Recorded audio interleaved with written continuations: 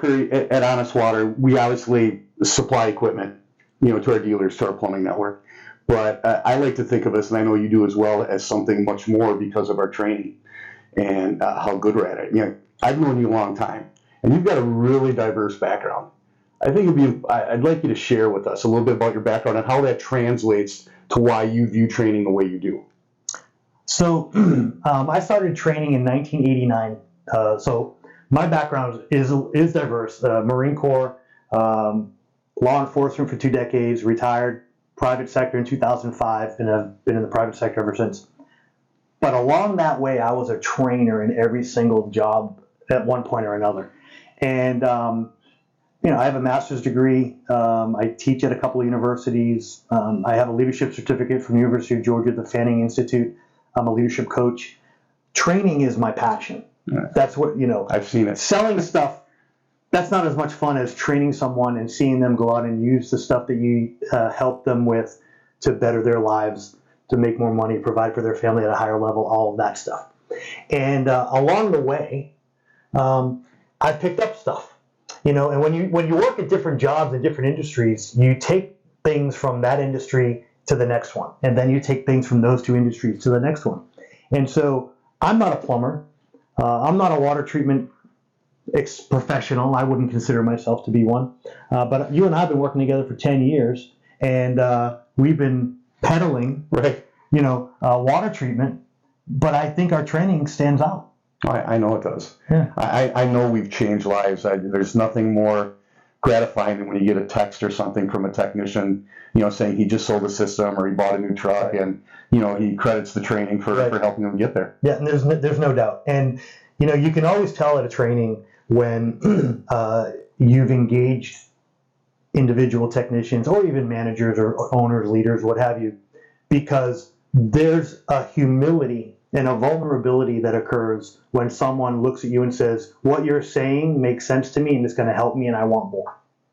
And so there are times when, what do they call that? Tough love, right? Right. There are times when you have to give people the truth. And no matter what the media says, the truth is the truth. You can't change it. And if they're not doing something that they should be doing, they need to know. I have a saying that I have been using for years called, and it goes like this. Have you ever heard of the term knowledge is power? Everyone has heard of that. And then I abruptly interrupt the class and I say, that's wrong. And you were in the training this morning, actually. Yeah. And it literally shuts everybody up. Everybody was, what? Because it's not knowledge is power. The implementation of knowledge is power. Right. And what that means is I can have all this information in my head. If I do nothing with it, how am I powerful? But if I take one piece of information and I change my behavior based on that knowledge to improve whatever it is I'm doing, now I've implemented knowledge and I have power. I love that. And especially with our technicians, we're talking to them like this, and it's a win-win for everybody. Consumers get the protection that they need for their home and for themselves by having, good water, and the technicians are making more money. And that's not a bad thing. It's funny, and I say this tongue in cheek often. I'm here because I'm getting paid. Yes, we enjoy what we do. We love helping people, but we get paid. And when we're in a training, or if you're sitting at your shop now watching this on video, down the road, you're going to make more money by implementing some of the things because we're old.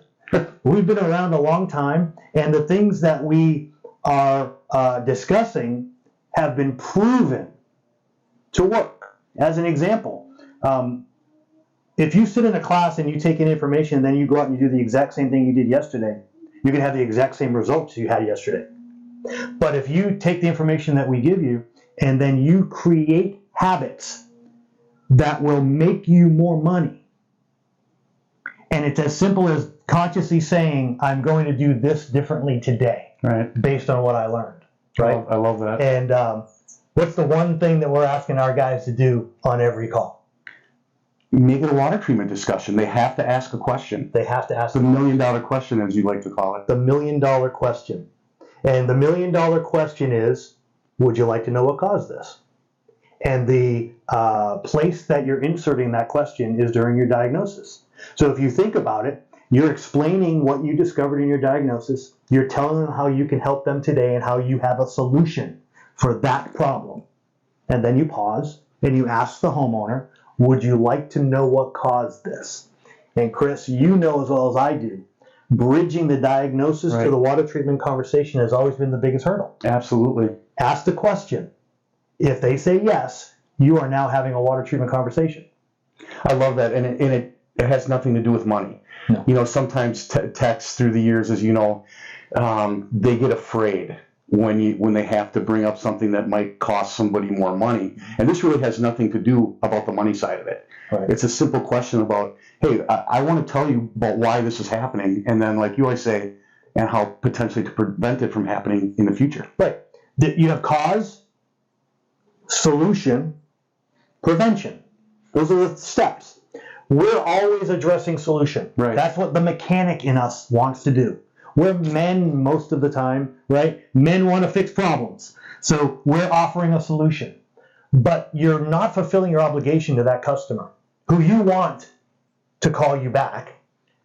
If you ask them, would you like to know what caused this? And they say yes, you're giving them information that they asked for. There's nothing wrong with that. And then during that conversation, they may become interested in enhancing the solution to address the cause and prevention. And that's really what we're looking to do. Because when they're doing just a solution, Chris, Right. what is it that they're doing? It's like it's a Band-Aid. We've said a Band-Aid, but they're fixing a symptom and not really solving a problem. Right. You know, the flapper isn't really the problem. Right. It's a symptom of what's going on with the rest of the plumbing system in the water in the home. Right. And you know as well as I do, if they don't ask that question, they won't get to that part of the conversation. Right. Right. And no matter what your goals are, we want to make it simple. But the first step is a minor change in behavior. And that habit would be, would you like to know what caused this? I want you to try it.